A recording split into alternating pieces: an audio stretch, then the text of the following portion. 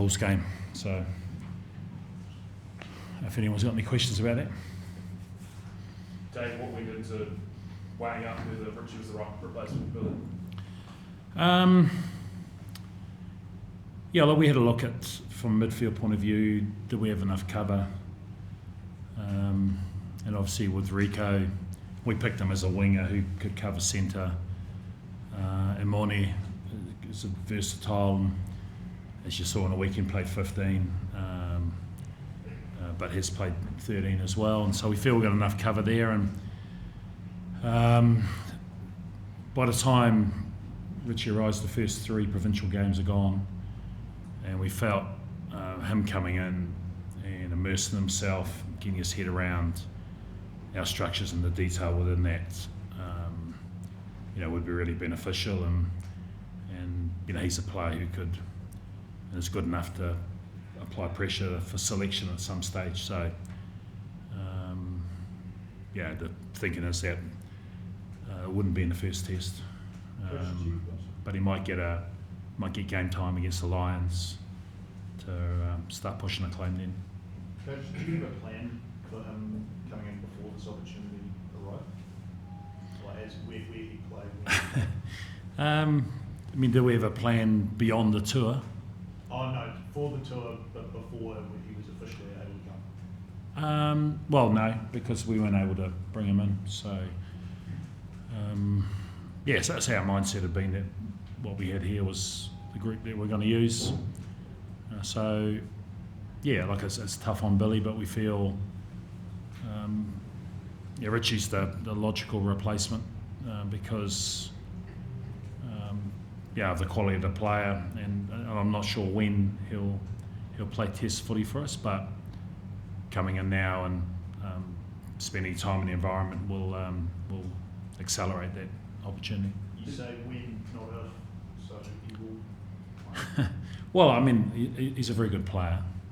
I'm not sure. We're really happy with how Ruben's been going, with our Damien, who we're predominantly using at 15 now, with Bowden, and even Josh, who'll get an opportunity on the weekend to start. So it's about creating depth in those positions, and Richie brings a lot of experience. So, as I mentioned in the press statement, he's going to have to earn the right.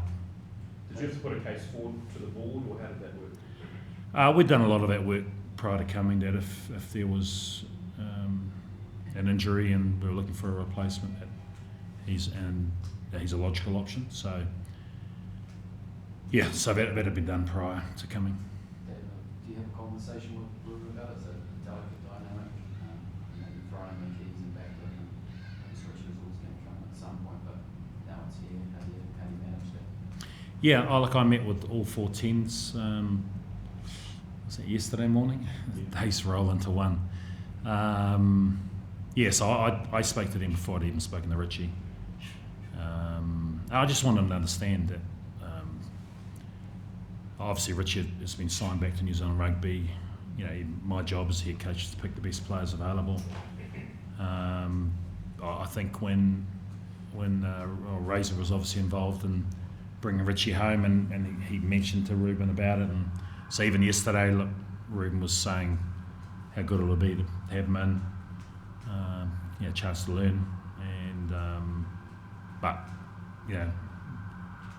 at the moment it's been Ruben's jersey, and he's going well, so we're happy with that. So, but it'll be good competition, but all 4 teams are really supportive of the decision.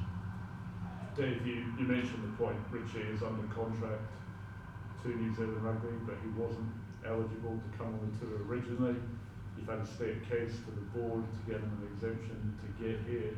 Not asking you to comment more widely on the eligibility rules, but would you, however, be supportive of simplification of that, i.e. if you have signed a contract with New Zealand Rugby, you are eligible the instant you have done that? Yeah, that would make it easy. I think what they wanted was Richie to sign a 2-year deal. I guess he committed for 18 months, and if he'd signed for 2 years, then he would have been eligible from the start. So I guess all policies will be looked at over the next wee while, but that was the criteria we're dealing with. When you say to be looked at, is that with Don Tricker coming in to do that, or is it just more generally being looked at? Can you explain what you mean? No, I think definitely Don and I had conversations around what things look like long term, and so there's a bit of work to be done around the possibility of picking players from overseas, and but that'll be a long process that we'll need to go through board approval. Go on to the team. Righto, good stuff. Coach, was this a particularly difficult one to pick, and from before the tour, you would have had an idea in mind for this game, how many changes would have been made between now and then? It's just a handful, based on niggles and injuries. Obviously, Cam Roygard, the plan was just to give him maybe 30 minutes off the bench, and then he just pulled up a little lame. So we're pretty confident he'll be right for the first test, and he's played a lot of rugby this year. So the nucleus of it, again, guys like Paddy and Fabian haven't had a lot of footy this year, and we think them having a run at altitude will be good for the lungs. We've got a number of guys in here. Got a number of guys who played on Tuesday who are, as you've seen, have been strong contenders for a test team, and but there's also a number in here. So we think it's a good group, and an opportunity. How confident are you around Will Jordan in the first test? Yeah, I mean, we need to get decent training into him, and a decent training week next week. So the original plan was to play him against the Sharks. When he wasn't good for that, we thought we'd play him and even get him some game time this week, but he's not quite right, and so but he's definitely better. So we're reasonably confident.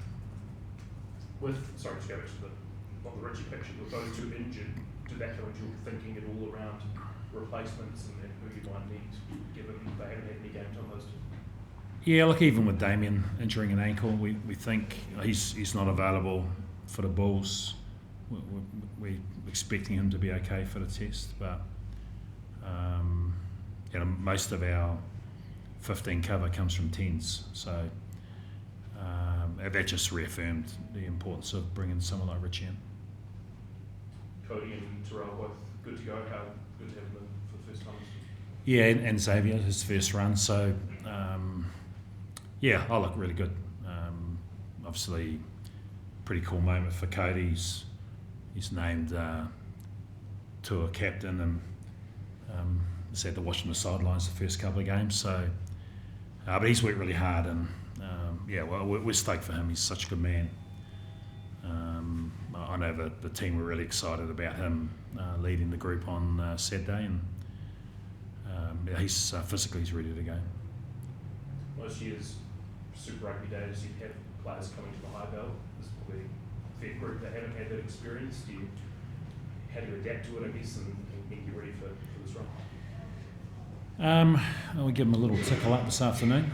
We're conscious that we've had a big couple of weeks, and so we'll work him today, but as opposed to the whole 44 working hard today, the guys that played on Tuesday will have a light run today, and we'll work them harder tomorrow, and vice versa for the group that's playing. So, but we need to get out there and get the boys to experience that. But we're a fit side, and so we'll back our conditioning. So it'll be good. Dave, Rico Ioane looks lean. He looked sharp when he played the other night. Do you have a sense that he's different sort of athlete and character now he's come home from Ireland? Yeah, I mean, I hadn't had much to do with Rico prior to him going, but he's been excellent since he's come in. He's been really excited, and he's dynamic with the ball in hand. Had a couple of issues maybe around high ball, which won't be such an issue as a midfielder. But he's contributing really well. He contributing well to our defence group, and so yeah, he's excited to be in, and having a player who's played as many tests as him, 90, brings a lot of experience as well. So no doubt he'll be trying to stake a claim for a test spot next week. Do you think he's got his head around being both a winger and a centre? Because previously he seemed pretty determined that he was only going to be a centre. Do you sense now he's accepted he's got to be both? I mean, versatility's handy on a tour like this. Primarily we brought him over with the thinking that he's a winger who could cover centre, and now he's probably going to be a centre. So I'm not sure. I mean, he's matured probably. He's had a bit of time in Leinster where he's played both. I think it's a bit like guys like D-Mac who you just want to play, and so if someone's going to play at 10 or start you at 15, you'll take both of them. So I think he's just realistic that wherever the opportunity lies, he gets to play. He's happy. Hooker's been picked a few times for break foot issues. How important do you get that right before the first test? We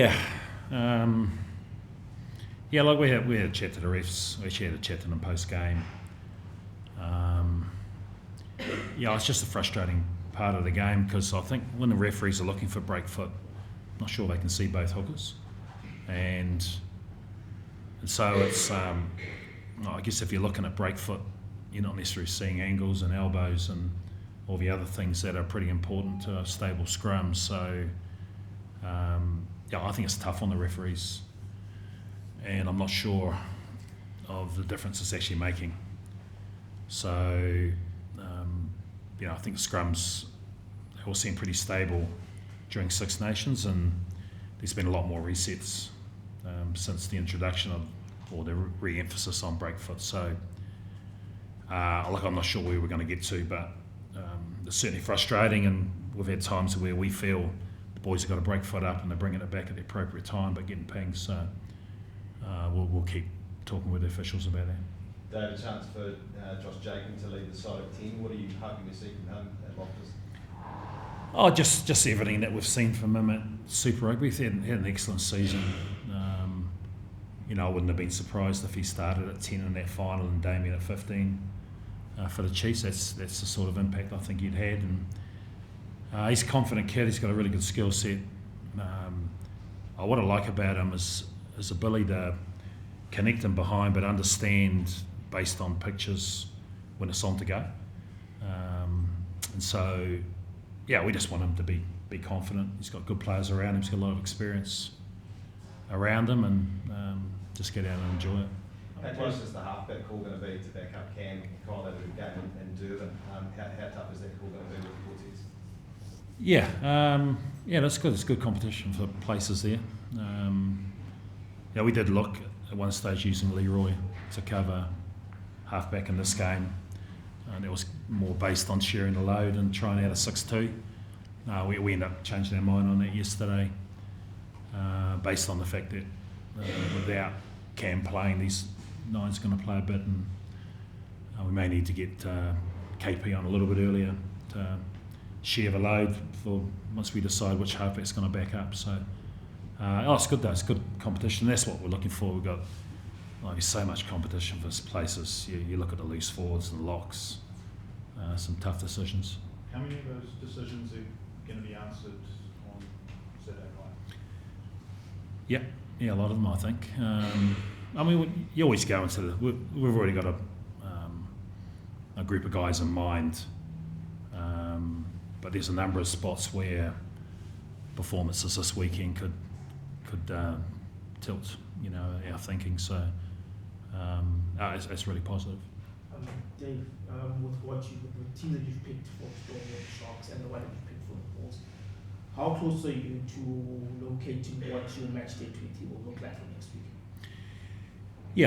The side we're playing against the Bulls will be quite different to the first test team, but I think there'll be a number of guys against the Bulls who will back up again. So it'd be nice to have a full 7 days in preparation, and Yeah, well, we're getting closer. It's just, as I mentioned, there's a lot of competition for places, and so, you know, when we even you look at our wingers.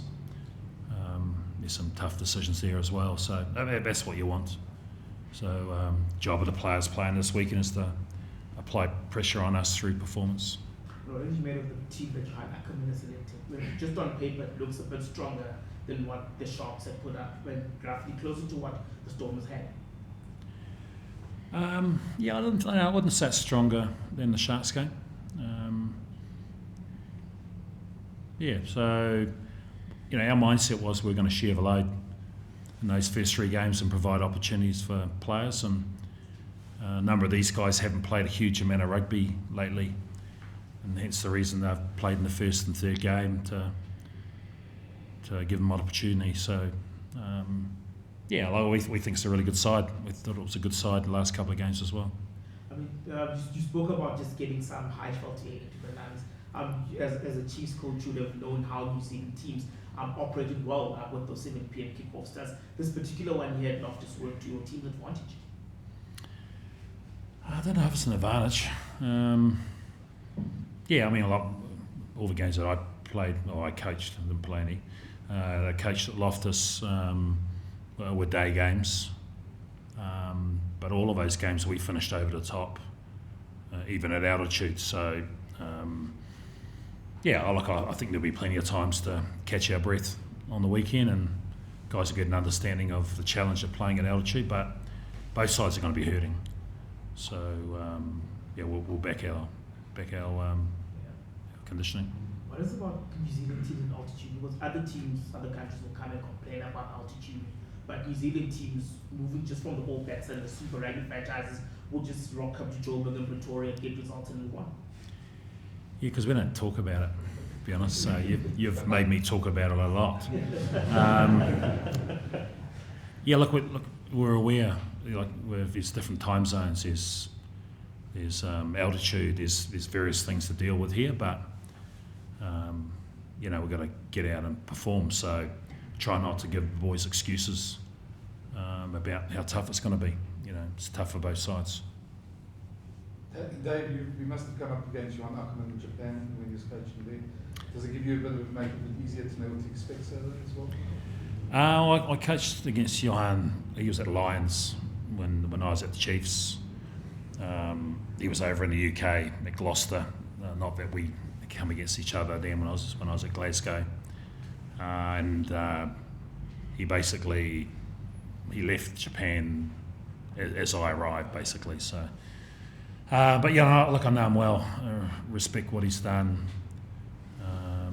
Yeah, we know what's coming. He's always got a tough forward pack, but they do have a mindset where they're prepared to play, and a little bit more than the 2 sides we've faced so far. So they'll still kick a lot, and they'll still challenge us, but they will play if they get an opportunity. When does Ali arrive, Dave? He arrived yesterday. So he beat us here. He settled in well. He'll be on light duties today based on the travel. But yeah, good to have the skipper back in.